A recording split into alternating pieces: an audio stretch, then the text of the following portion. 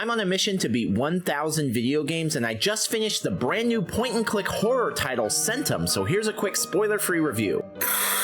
I feel like I've been doing this a lot lately, but I am not some shit-posting reviewer that hates every game I play. I thoroughly enjoy the vast majority of games I finish, but not this one. You could say this was doomed from the start because I don't really do point-and-click games, but I make an exception when it comes to horror because I've enjoyed games like Loretta and Stories Untold. Well, it turns out this is not a horror game. There's nothing scary about it at all. There's some mildly disturbing imagery from time to time, but at no point did my pulse quicken unless I was getting mad at something. This is one of those experiences where even telling you what it's about would be kind of a spoiler because you don't even really begin to understand what's happening until you're more than halfway through, and even then it's exhaustingly abstract. It kind of feels like a David Lynch film, like Mulholland Drive. It's not a cohesive story on its face, it's just a stream of consciousness collection of disturbing avant-garde art pieces. Now, depending on who you are, that might sound pretty good. I mean, Mulholland Drive is one of my favorite films ever, but this was torture for me. But here's the thing, I didn't have to play Mulholland Drive. All you have to do with a film like that is sit back and enjoy the ride. You don't need to understand it to get through it, but having to actually navigate these rooms and conversations that require specific actions and responses in order to be able to move on in a world where literally every word is nonsense to me was not a good time. I was so disinterested with what I was seeing that pretty early on I stopped even choosing the dialogue options and objects that made the most sense to me because none of them made sense to me. Instead, I would just start at the top, click on every single dialogue option, every single object from left to right, top to bottom until the game let me move forward. Now that all sounds pretty bad, right? But here's the kicker. I actually wouldn't call this a bad game. Bad games are broken. They miss their intended mark. They don't play as designed. This game is not broken. It's not buggy. It works as intended, and it seems to accomplish what it sets out to do. I just don't think I get it. Like, if somebody came up to me and said they didn't like Mulholland Drive, I would think, well, they just didn't get it. Sucks for them. Their loss, right? I think I'm that person here, but I will say I think the target audience for an experience like this is probably extremely specific. Like people who don't mind being thoroughly confused, fumbling around for 5 hours straight with no expectation of any real payoff at the end. Look, I don't want to shit on indie games. This was made by 4 people, passionate people who put out a product that seems to be exactly what they dreamt of. How could I shit on that? But I didn't get it, and it didn't satisfy me in any way whatsoever. Quite the opposite, in fact. I rank every game I beat by how happy it made me, and this was about as depressing as it gets, so I ranked it dead last out of the 17 games I've beaten so far this year, and 569 out of the 570 games I've beaten since the beginning of 2020. I hated it. If you didn't hate this video, or at least appreciate the heads up, I would love it if you liked the video, and if you think I'm wrong, tell me, please. I love finding out that I'm wrong. Next time we'll be playing Uncharted: The Lost Legacy for the very first time, so feel free to follow if you want to know where that ends up on the rankings and why.